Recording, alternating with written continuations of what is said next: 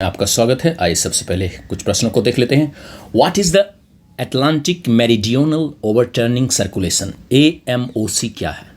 Atlantic meridional overturning circulation AMOC क्या है? तो यह वास्तव में एक ग्लोबल ओशियन करंट सिस्टम है जो कि हीट और न्यूट्रिएंट्स को ट्रांसपोर्ट करता है। गर्मी और पोषक तत्वों को ले जाने वाली वैश्विक महासागर धारा प्रणाली है। इसके चित्र को भी आगे हम लोग देखेंगे।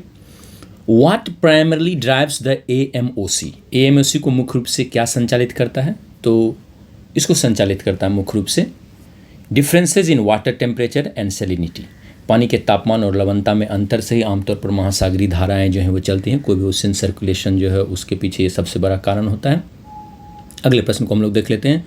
What is a major cause of AMOC weakening due to climate change? जलवायु परिवर्तन के कारण AMOC के कमज़ोर होने का एक प्रमुख कारण क्या है? तो इसका एक प्रमुख कारण है fresh water input from melting Greenland ice. Greenland की बर्फ़ के पिघलने से मीठे पानी का जो प्रवाह हो रहा है उसके कारण यह कमज़ोर हो रहा है और इसी के कारण यह समाचारों में रहा है। तो इसके बारे में हम लोग इसीलिए जान रहे हैं। What could be a consequence of an AMOC collapse? AMOC के पतन का परिणाम क्या हो सकता है? तो इसका परिणाम बहुत ही भयावह हो सकता है और सबसे बड़ा परिणाम यह होगा significant cooling in northern Europe and sea level rising in the US north east. उत्तरी यूरोप में उल्लेखनीय ठंड और अमेरिका के उत्तर पूर्व में समुद्र स्तर में वृद्धि हो सकती है। How does the Indian Ocean influence the AMOC according to recent studies? हाल के अध्ययनों के अनुसार हिंद महासागर AMOC को कैसे प्रभावित करता है? तो इसके बारे में जो अभी हाल में जो शोध हुए हैं उससे यह पता चलता है कि it increases precipitation leading to higher salinity in the tropical Atlantic potentially strengthening AMOC। यह वर्षा को बढ़ाता है जिससे उष्णकटिबंधीय अटलांटिक में लवणता बढ़ती है और संभावित रूप से AMOC को मजबूत करता है। हालांकि यह ज़्यादा लंबे समय तक नहीं रह पाएगा क्योंकि यह कमज़ोर होता जा रहा है। और यह जो AMOC सर्कुलेशन है इसके बारे में सबसे पहले ये तो जान लेना चाहिए हम लोगों को कि यह हज़ारों साल में बहुत ही स्लो मूवमेंट होता है इसका और हज़ारों साल में इसका एक सर्कुलेशन जो है वो पूरा होता है। यह लार्ज सिस्टम है ओशियन करेंट्स का जो कि वार्म साल्टी सरफेस वाटर को ट्रॉपिक्स से नॉर्दर्न अल्टीट्यूड की ओर ले जाते हैं, उत्तरी अक्षांशों को ले जाते हैं और फिर जो गहराई में वहाँ पे वो गहरे में नीचे उतर जाते हैं और वहाँ पर ये ठंडे होते हैं, बहुत ही डेंस होते हैं और फिर नीचे ये दक्षिण की ओर अंदर ही अंदर बढ़ते हैं। तो यह ग्लोबल थर्मोहेलाइन सर्कुलेशन का एक हिस्सा है जिसे कि conveyor belt of the oceans भी कहा जाता है। यह विश्व के तापमान को और जो क्षेत्रीय जलवायु है उसको भी नियंत्रित करने में बहुत ही महत्वपूर्ण भूमिका निभाता है क्योंकि यह हीट यानी तापमान को, न्यूट्रिएंट्स पोषक तत्वों को जो समुद्र के अंदर पोषक तत्व हैं और कार्बन के जो रिडिस्ट्रीब्यूशन है उसके पुनर्वितरण को निर्धारित करता है। इसमें कई सारे करेंट्स शामिल हैं जैसे गल्फ स्ट्रीम धारा शामिल है जो कि वेस्टर्न यूरोप के क्लाइमेट को जो है क्या रखती है, बहुत ठंड को कम करती है थोड़ी। और ऐसे ही जो इसी सिमिलर एल्टीट्यूड के जो दूसरे रीजन से अधिक, क्योंकि दूसरे क्षेत्रों में यह गल्फ स्ट्रीम जो है वह धारा नहीं बहती है तो वहाँ पे तापमान ठंड ही रहती है, बहुत ज़्यादा ठंड रहती है। गल्फ स्ट्रीम तो गर्म जल धारा है तो आसपास के तापमान को यह क्या करती है, जलवायु को थोड़ा सा गर्म कर देती है यानी ठंड का असर कम कर देती है। AMOC के में जो परिवर्तन हो रहा है उसके अगर कारणों को हम लोग देख लें तो कई सारे कारण होते हैं। AMOC जो है वह वाटर के डेंसिटी में जो अंतर होता है, जल के जो घनत्व में जो अंतर होता है उससे आगे बढ़ता है और यह जो तापमान है और सैलिनिटी नमक की मात्रा जो जल में होती है उससे प्रभावित होता है। इसके प्रभावित करने वाले जो फैक्टर्स हैं वो हैं ग्लोबल वार्मिंग। जो ही विश्व का तापमान जैसे धीरे धीरे बढ़ रहा है तो इससे जो है ओशियन का सरफेस टेम्परेचर भी बढ़ रहा है जिससे कि डेंसिटी ऑफ वाटर जो है वो घटता जा रहा है और इससे इसके जो AMOC का जो सिंकिंग प्रोसेस है, जो यह नीचे उतरने का जो प्रोसेस है, गहराई में जाने का जो प्रोसेस है वह जो है वह और धीमा होता जा रहा है। ये तो एक तो वैसे ही धीमा है, हज़ारों साल में जैसा कि मैंने बताया और भी धीमा होता जा रहा है।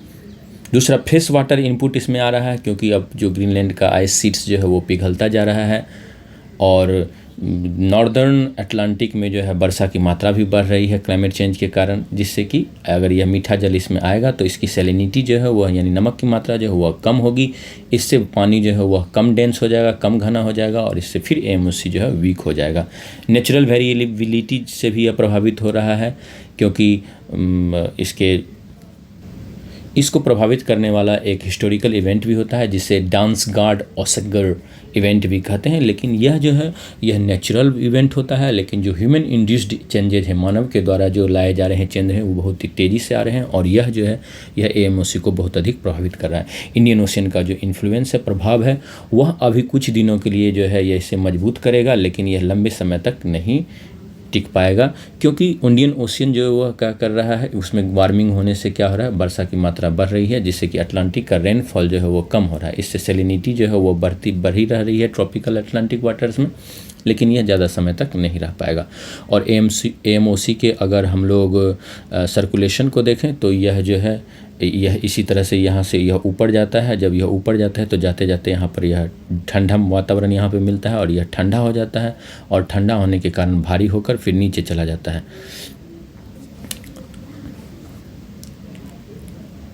अब अगले टॉपिक की ओर हम लोग बढ़ते हैं। Where is the Fordow nuclear facility located? Fordow परमाणु सुविधा कहाँ स्थित है?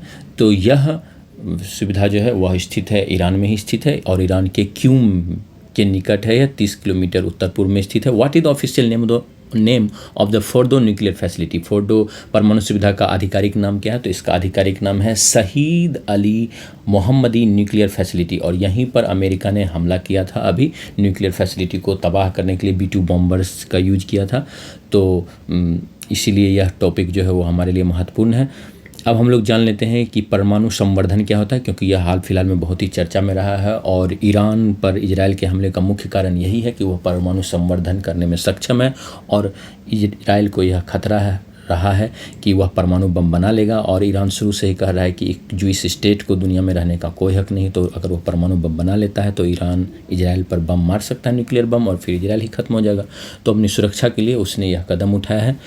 तो अब हम लोग जान लेते हैं कि व्हाट इज़ न्यूक्लियर एनरिचमेंट? परमाणु संवर्धन क्या है? तो परमाणु संवर्धन जो है वह क्या है? Increasing the proportion of uranium 235 in a sample. नमूने में यूरेनियम 235 के अनुपात को बढ़ाना ही जो है यही है परमाणु संवर्धन। जो U-238 होता है उसमें जो U-35 का कुछ मात्रा होती है उसको बढ़ाने की कोशिश की जाती है और इसी से जो है फिर आगे जाकर न्यूक्लियर रिएक्टर और फिर बम बनाने में इसका प्रयोग किया जाता है। आगे इसके बारे में हम लोग और जानेंगे प्रश्नों के माध्यम से। What is the primary method used for nuclear enrichment globally? विश्व स्तर पर परमाणु संवर्धन के लिए उपयोग की जाने वाली प्राथमिक विधि क्या है? तो इसके लिए जो प्राथमिक विधि यूज की जाती है वह है गैस सेंट्रीफ्यूगेशन। यूरेनियम को गैस में बदल दिया जाता है और फिर उसके बाद जो है आगे की कार्रवाई करके इसे संवर्धित किया जाता है। What is the typical U-35 concentration required for nuclear power reactors? परमाणु ऊर्जा रिएक्टरों के लिए आमतौर पर आवश्यक U-235 की सांद्रता क्या है? तो यह है 3 से 5%। 90% से अधिक जो है वह बम बनाने के लिए जरूरी होता है और नेचुरली जो है वह इसकी सांद्रता 0.7% ही होती है, उसको ही बढ़ाया जाता है फिर, और 3 से 5% लाए जाने पर यह रिएक्टर में काम में आ जाता है। और अगर 90% से अधिक कर लिया जाए इसका संवर्धन कॉन्सेंट्रेशन, तो फिर वह न्यूक्लियर बॉम्ब बन सकता है।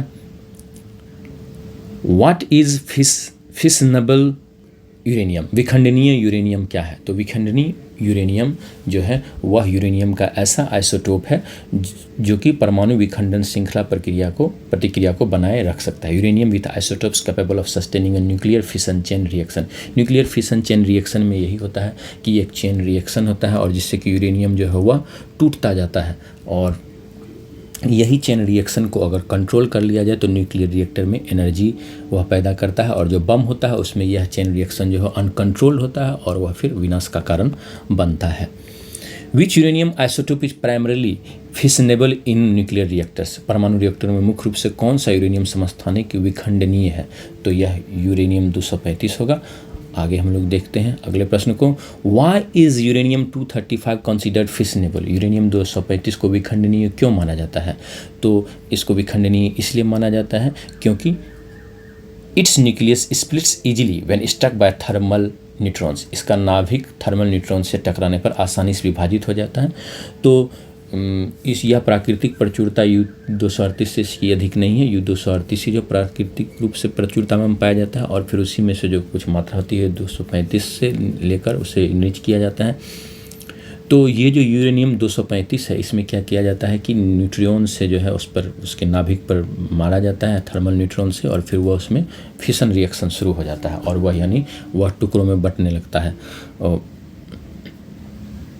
What is a major application of fissionable uranium? विखंडनीय यूरेनियम का एक प्रमुख अनुप्रयोग क्या है? तो इसका प्रमुख अनुप्रयोग जो है वह शांतिपूर्ण कार्यों की दृष्टि से देखा जाए तो powering nuclear reactors for electricity generation, बिजली उत्पादन के लिए परमाणु रिएक्टरों को शक्ति प्रदान करना जो है इसका प्रमुख अनुप्रयोग है। What is a major risk associated with nuclear enrichment? परमाणु संवर्धन से जुड़ा एक प्रमुख जोखिम क्या है? तो सबसे बड़ा जोखिम यही है, potential for nuclear weapons proliferation, परमाणु हथियारों के प्रसार की संभावना, क्योंकि हमने देखा कि जिसे एक बार न्यूक्लियर इनरिचमेंट आ गया है जिस देश को, वह 3 से 5% इसके लिए चाहिए न्यूक्लियर रिएक्टर के लिए और 90% चाहिए उसे बम बनाने के लिए। तो 90% तक अगर और बढ़ा के क्षमता ग्रहण कर लेता है, प्राप्त कर लेता है, तो वो बम बना सकता है। तो इसीलिए जो है इसके प्रसार की, परमाणु हथियार के प्रसार की संभावना जो है वो काफ़ी बढ़ जाती है। Which international organisation oversees nuclear enrichment activities to prevent misuse? परमाणु संवर्धन गतिविधियों की निगरानी, दुरुपयोग को रोकने के लिए कौन सा अंतर्राष्ट्रीय संगठन कार्य करता है? तो इसके लिए जो संगठन कार्य करता है उसका नाम है international atomic energy agency, IAEA, अंतर्राष्ट्रीय परमाणु ऊर्जा एजेंसी इसके लिए काम करती है। What is the primary mission of the International Atomic Energy Agency, IAEA? अंतर्राष्ट्रीय परमाणु ऊर्जा एजेंसी का प्राथमिक मिशन क्या है? तो इसका प्राथमिक मिशन है to promote safe and peaceful use of nuclear technology, परमाणु प्रौद्योगिकी के सुरक्षित और शांतिपूर्ण उपयोग को बढ़ावा देना, इसका यही प्राइमरी मिशन है, प्रमुख मिशन है। Where is the headquarters of the IAEA located? IAEA का मुख्यालय कहाँ स्थित है? तो इसका मुख्यालय है वियना, ऑस्ट्रिया में स्थित है। याद रखेंगे इसे, परीक्षा में कई बार पूछा जा चुका है, फिर पूछा जाएगा। Who is the current director general of IAEA as of June 2025? जून 2025 तक IAEA के वर्तमान महानिदेशक कौन हैं? तो इसके वर्तमान महानिदेशक जो हैं वो हैं राफेल ग्रॉसी। तो राफेल विमान है, हमें याद रखना है, राफेल ग्रॉसी हैं यहाँ पर। और IAEA की स्थापना कब हुई थी? When was the IAEA established? तो इसकी स्थापना हुई थी 1957 में, 29 जुलाई को इसकी स्थापना हुई थी। Which international body does the IAEA report to when address non compliance with nuclear safeguards? परमाणु सुरक्षा उपायों के अनुपालन न करने की स्थिति में IAEA किस अंतर्राष्ट्रीय निकाय को रिपोर्ट करता है? तो यह रिपोर्ट करता है संयुक्त राष्ट्र सुरक्षा परिषद को, यूनाइटेड नेशंस सिक्योरिटी काउंसिल को रिपोर्ट करता है। अब समाचारों में यह आ रहा है कि भारत के बिहार में एक न्यूक्लियर रिएक्टर की स्थापना की जा रही है, ने वाली है। अभी जगह के बारे में अंतिम निर्णय नहीं लिया गया है। तो भविष्य में परमाणु रिएक्टर जो है, ऊर्जा संयंत्र जो है बिहार में स्थापित होगा। तो हम लोग को जान लेना चाहिए कि परमाणु रिएक्टर क्या है, कैसे काम करता है। What is the primary function of A nuclear reactor? परमाणु रिएक्टर का प्राथमिक कार्य क्या है? तो इसका प्राथमिक कार्य यही है, to initiate and control nuclear fission chain reaction, परमाणु विखंडन श्रृंखला प्रतिक्रिया शुरू करना और नियंत्रित करना। क्योंकि परमाणु रिएक्टर जो है वह एक जो यह न्यूक्लियर फिशन चेन रिएक्शन है उसको नियंत्रित ढंग से चलाता है, इसलिए वह ऊर्जा को सही उपयोग कर पाता है। और अगर बम होता है तो यह जो है वो अनकंट्रोल्ड होता है। What is the most common fuel used in nuclear reactors? परमाणु रिएक्टर में सबसे अधिक उपयोग होने वाला ईंधन क्या है? तो यह है enriched uranium. What form of nuclear fuel typically used in reactors? परमाणु रिएक्टर में ईंधन आमतौर पर किस रूप में उपयोग किया जाता है? तो यह यूज किया जाता है यूरेनियम डाइऑक्साइड पेलेट्स इन मेटल रॉड्स, यूरेनियम डाइऑक्साइड छड़ों की धातु के रॉड के रूप में इसका प्रयोग किया जाता है। What is the role of moderator in a nuclear reactor? परमाणु रिएक्टर में मॉडरेटर की क्या भूमिका है? तो मॉडरेटर जो है वो बहुत ही महत्वपूर्ण काम निभाता है। वह क्या करता है? It slows down neutrons to sustain the fission process, न्यूट्रॉनों को धीमा करके विखंडन प्रक्रिया को बनाए रखता है। मॉडरेटर का मतलब है किसी को शांत करने वाला, किसी को मृदु करने वाला। तो यहाँ जो न्यूट्रॉन जो है वो लगातार जो निकलते रहते हैं, क्योंकि वो न्यूट्रॉन जो है एक बार हमला हुआ और फिर चेन रिएक्शन होते रहते, तो लगातार कई सारे न्यूट्रॉन निकलते रहेंगे। तो अगर उनको धीमा नहीं किया जाएगा तो प्रक्रिया जो बहुत तेज़ी से होगी और बहुत जल्दी ईंधन खत्म हो जाएगा और फिर ऊर्जा भी जो है वो काफ़ी मात्रा में निकलेगी, उसे कंट्रोल करना भी मुश्किल होगा। इसलिए न्यूट्रॉनों को धीमा किया जाता है मॉडरेटर की मदद से। अब अगले प्रश्न को हम लोग देख लेते हैं। Which of the following is commonly used as a coolant in nuclear reactors? निम्नलिखित में से कौन सा परमाणु रिएक्टरों में शीतलक के रूप में आमतौर पर प्रयोग किया जाता है? तो इसका उत्तर होगा तरल सोडियम। तो न्यूक्लियर रिएक्टर्स में क्या होता है कि ये तरल सोडियम या ऐसे तरल पदार्थों को ही कूलेंट के रूप में प्रयोग किया जाता है, इन्हें डाल दिया जाता है और इसको डालने से क्या होता है कि जो उसमें जो पूरा हीट जो पैदा हो रहा है उस हीट को फिर बाहर ट्रांसफ़र करना संभव हो पाता है और उसी हीट का प्रयोग फिर आगे ऊर्जा उत्पन्न करने में किया जाता है। How does a nuclear reactor generate electricity? परमाणु रिएक्टर बिजली कैसे उत्पन्न करता है? By using heat from fission to produce steam that drives turbines. विखंडन से उत्पन्न गर्मी का उपयोग करके भाप उत्पन्न करना जो टर्बाइनों को चलाता है।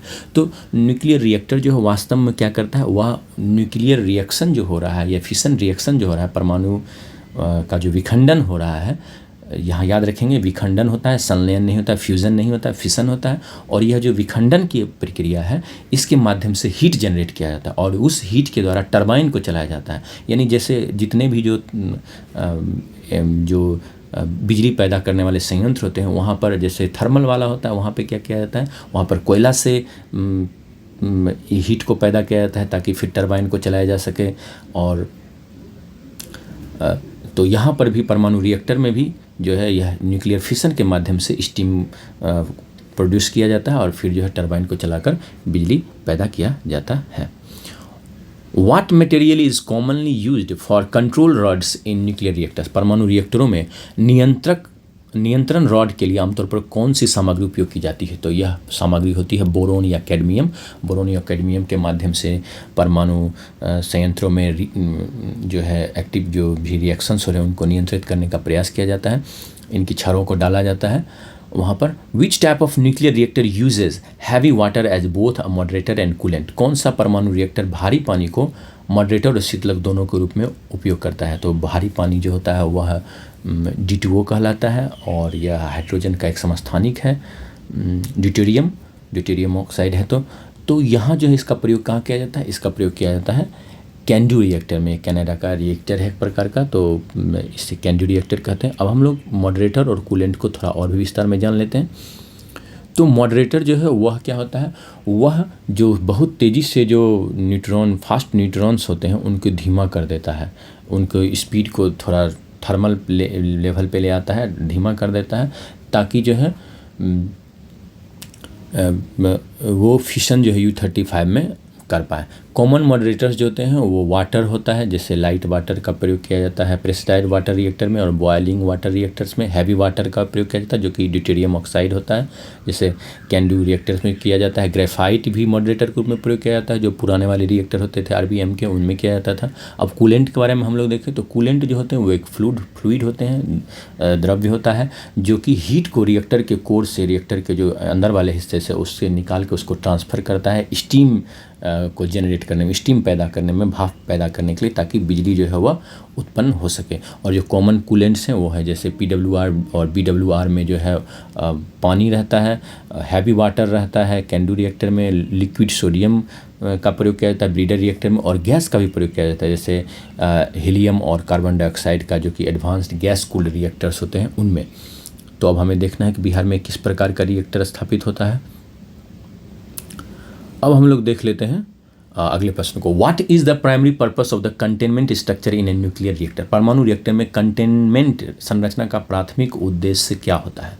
तो कंटेनमेंट का तात्पर्य ही होता है कि कंटेन करना, रोकना, बचाना। तो यहाँ जो होगा वह होगा to protect against radiation leaks and accidents. विकिरण, रिसाव और दुर्घटनाओं से बचाव करना जो है कंटेनमेंट स्ट्रक्चर का मुख्य कार्य होता है। कंट्रोलर्स जो होते हैं वो चेन रिएक्शन को कंट्रोल या स्टॉप करते हैं न्यूट्रॉन को एब्जॉर्ब करके, और कंटेनमेंट स्ट्रक्चर जो होते हैं वो कंक्रीट या स्टील के बने हुए बहुत ही मजबूत संरचनाएं होती हैं जो कि रेडिएशन को रोकती हैं और साथ ही साथ जो है एक्सीडेंट को भी रोकने का प्रयास करती हैं। तो ये कंटेनमेंट स्ट्रक्चर जो है ये बहुत ही महत्वपूर्ण होता है न्यूक्लियर रिएक्टर के लिए और आसपास के लोगों के लिए और काम करने वाले लोगों की भी सुरक्षा के लिए।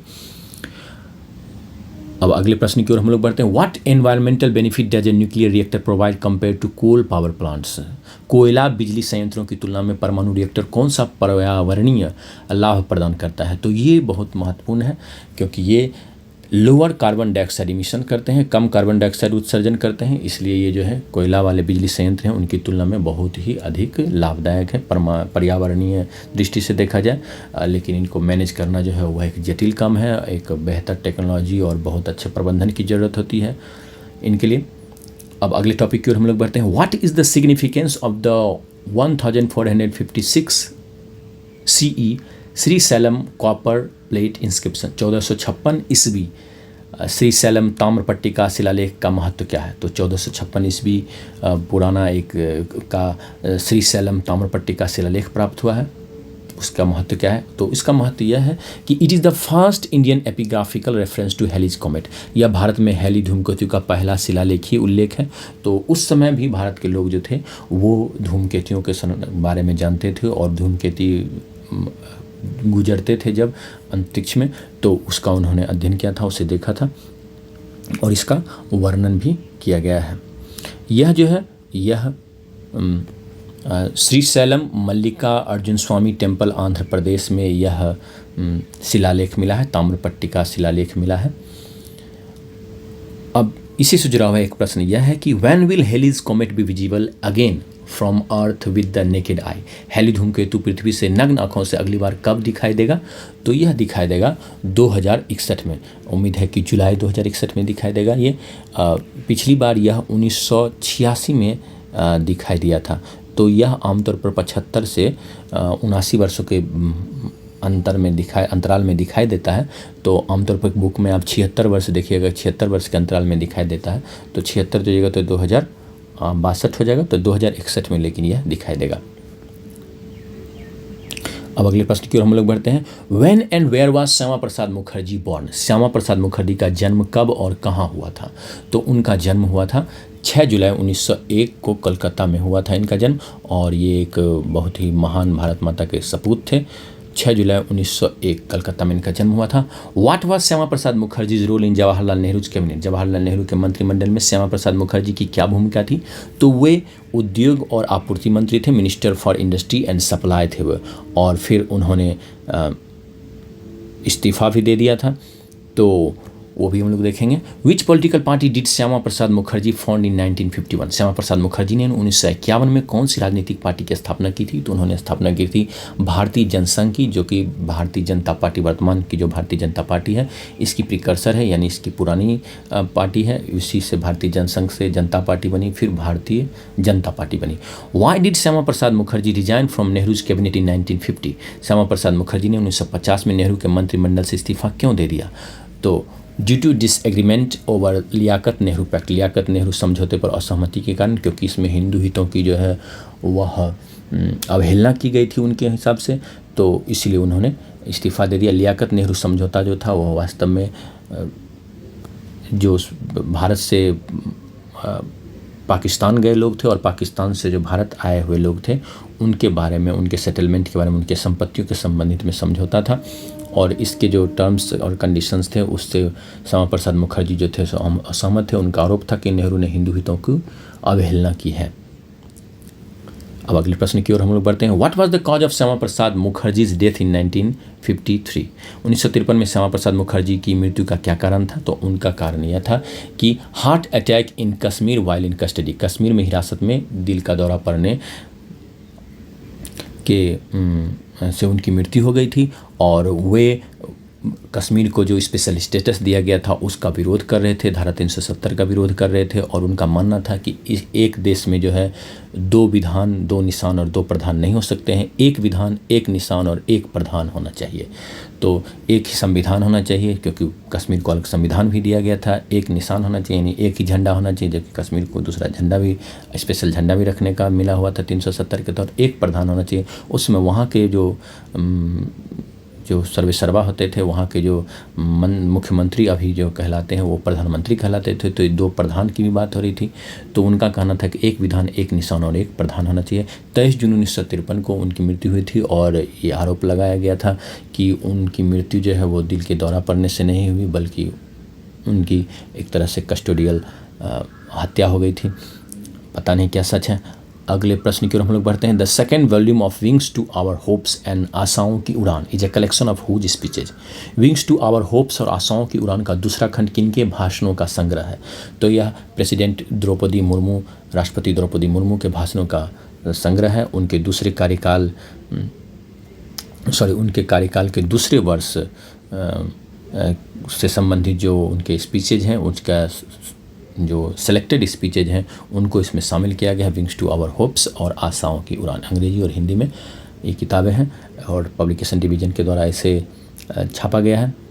अब अगले प्रश्न की ओर हम लोग बढ़ते हैं। Who is the target group for the Navya vocational training programme? Navya और व्यावसायिक प्रशिक्षण कार्यक्रम का लक्षित समूह कौन सा है? तो यह adolescent girls aged 16 to 18 years with class 10 qualification, 16 से 18 वर्ष की किशोरियां जिन्होंने कक्षा 10 उत्तीर्ण की हों, इनको नाव्या वोकेशनल ट्रेनिंग प्रोग्राम का हिस्सा बनाया गया है। और यह जो है बहुत ही महत्वपूर्ण ट्रेनिंग प्रोग्राम है। इसके बारे में अगर हम लोग और देखें तो नाव्या का जो फुल फॉर्म है वह है nurturing aspirations through vocational training for young adolescent girls.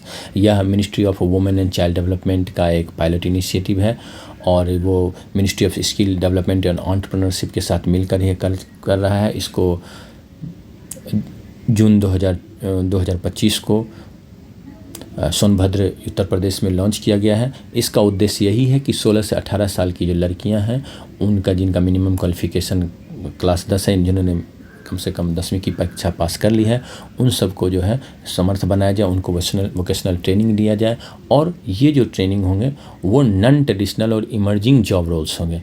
यानी अगर देखा जाए तो इनको जिन क्षेत्रों में ट्रेनिंग दी जाएगी वो क्षेत्र होंगे जैसे कि टेलीकॉम, फाइनेंशियल सर्विसेज में, ग्राफिक डिज़ाइन में, स्मार्टफोन और ड्रोन असेंबली का, solar PV, CCTV installation, hand embroidery. तो ये जो नए क्षेत्र हैं उनके बारे में उनसे संबंधित उन्हें ट्रेनिंग दी जाएगी। शॉर्ट टर्म कोर्सेज कराए जाएंगे उन्हें प्रधानमंत्री कौशल विकास योजना के तहत और पीएम विश्वकर्मा योजना के तहत।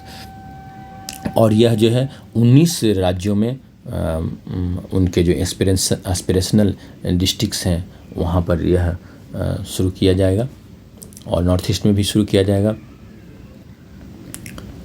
अब अगले प्रश्न की ओर हम लोग बढ़ते हैं।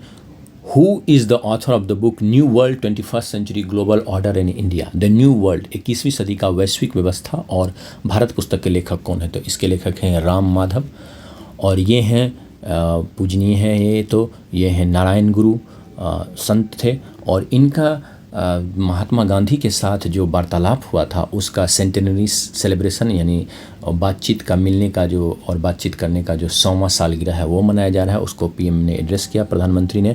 तो इससे संबंधित प्रश्न बनता है, परीक्षा में पूछा जा सकता है। तो श्री नारायण गुरु के बारे में हम लोग जानते हैं। What was Shri Narayana Guru's famous slogan promoting equality? Shri Narayana Guru का समानता को बढ़ावा देने वाला प्रसिद्ध नारा क्या था? तो उनका प्रसिद्ध नारा था one caste one religion one god for humanity, एक जाति एक धर्म एक ईश्वर मानवता के लिए। In which year did Narayana Guru consecrate a Shiva temple at Aruvippuram defying caste norms? Shri Narayana Guru ने किस वर्ष अरुविपुरम में शिव मंदिर की स्थापना की जो जातिगत नियमों का उल्लंघन था? तो उन्होंने 1888 में की थी। और यह मंदिर जो था यह महत्वपूर्ण है यह कार्य, क्योंकि उस समय कुछ मंदिरों में दलितों को प्रवेश जो था वह नहीं दिया जाता था। तो नारायण गुरु चाहते थे कि ऐसा नहीं हो, इस तरह का भेदभाव नहीं हो, सामाजिक भेदभाव के वो का भी विरोध करते थे। तो उन्होंने एक अलग मंदिर ही स्थापित कर दिया, अरुविपुरम शिव मंदिर। और ये जो समुदाय थे वो एझवा कम्युनिटी थी और साथ ही साथ कुछ अनटचेबल कास्ट भी थे जैसे परैयास और आदिवासी और पुलैयास थे, उनके खिलाफ जो था भेदभाव किया जाता था। Which organisation did Shri Narayana Guru establish in 1903 to uplift marginalised community? Shri Narayana Guru ने 1903 में हाशिए पर पड़े समुदाय को उत्थान के लिए कौन सा संगठन स्थापित किया? तो उन्होंने स्थापित किया था श्री नारायण धर्म परिपालन योगम, SNDP योगम। श्री नारायण धर्म परिपालन योगम, SNDP योगम की उन्होंने स्थापना की थी। और इसमें उनके जो शिष्य बने थे वो सभी समुदायों के लोग थे। और फिर इस संस्था ने लोगों के उत्थान के लिए बहुत अच्छा कार्य किया। Where was Shri Narayana Guru born? Shri Narayana Guru का जन्म कहाँ हुआ था? तो उनका जन्म हुआ था चेम्पाझांती केरला, चेम्पाझांती केरला में उनका जन्म हुआ था। Which philosophical school did Shri Narayana Guru advocate emphasising non duality? Shri Narayana Guru ने किस दार्शनिक स्कूल का समर्थन किया जो अद्वैत पर जोर देता था? तो वे अद्वैत वेदांत को मानते थे। और इसके बारे में जो उन्होंने किताबें लिखी वो भी बहुत अधिक महत्वपूर्ण हैं, जैसे निवृत्ति पंचकम, आत्मोपदेश शतकम। ये जो हैं वो अद्वैत और स्पिरिचुअलिटी पर उनके विचारों को व्यक्त करती हैं। और ये बुक जो है बहुत महत्वपूर्ण परीक्षा के लिए। आत्मोपदेश शतकम तो जरूर याद रहना चाहिए। When did the the historic conversation between Shri Narayana Guru and Mahatma Gandhi अकर। श्री नारायण गुरु और महात्मा गांधी के बीच ऐतिहासिक बातचीत कब हुई थी? तो यह बातचीत हुई थी मार्च 12, 1925 को, 12 मार्च 1925 को हुई थी यह बातचीत। और इस बातचीत से कहा जाता है कि गांधी जी के जो विचार थे उनको उन्होंने काफ़ी अधिक प्रभावित किया। ये दोनों मिले थे शिवागिरी आश्रम वरक्कल केरला में मिले थे, और वाइकम सत्याग्रह चल रहा था उसमें। वाइकम सत्याग्रह भी मंदिर प्रवेश से संबंधित ही केरल का आंदोलन था। श्री नारायण गुरु जब महात्मा गांधी से मिले तो उन्होंने कहा कि जो निम्न वर्ग है, निम्न जातियां हैं, उनके उत्थान के लिए सभी जातियों को मिलजुल कर खाना और विवाह करने से ज़्यादा महत्वपूर्ण है कि उन्हें अच्छी शिक्षा दी जाए और साथ ही साथ उन्हें धन अर्जित करने के साधन उपलब्ध कराया जाए, तो उनका अधिक उत्थान होगा। महात्मा गांधी ने उनसे प्रभावित होकर ही, कहा जाता है ऐसा कि प्रभावित होकर उन्होंने यंग इंडिया जो उनका न्यूज़पेपर था, अखबार था, उसका नाम हरिजन कर दिया और हरिजनों के उत्थान के लिए उन्होंने एक तरह से नेशनल मूवमेंट चलाया, जिसमें कि वो छुआछूत के विरोध में काम करते रहे और हरिजनों के उत्थान के लिए काम करते रहे। श्री नारायण गुरु ने जो नारा दिया था वो था ओरु जाति ओरु मतम ओरु दैवम मनुष्यनु, अर्थात one caste one religion one god for Mankind, यानी पूरी मानवता के लिए एक जाति एक धर्म और एक ईश्वर। यह मानवता की में उनकी एकता और सभी जीवों के बीच जो एकता है उसमें विश्वास के विचार को व्यक्त करता है। उन्होंने एक बात और कही थी, विद्या कुंड प्रबुद्धर आबुका संगठना कुंड शक्तर आबुका प्रयत्नम कुंड संपन्ना राबुका। उन्होंने कहा था enlightenment through education, strength through organisation and prosperity through industry. उनका कहना था कि ज्ञान जो हो शिक्षा के माध्यम से प्राप्त हो और संगठन के माध्यम से शक्ति प्राप्त हो और उद्योग के माध्यम से संपन्नता प्राप्त हो। भारत सरकार उनसे संबंधित जो भी तीर्थ स्थल हैं उनको शिवगिरी सर्किट के नाम से विकसित कर रही है, उनको जोड़ने का काम कर रही है। अब अगले प्रश्न की ओर हम लोग बढ़ते हैं।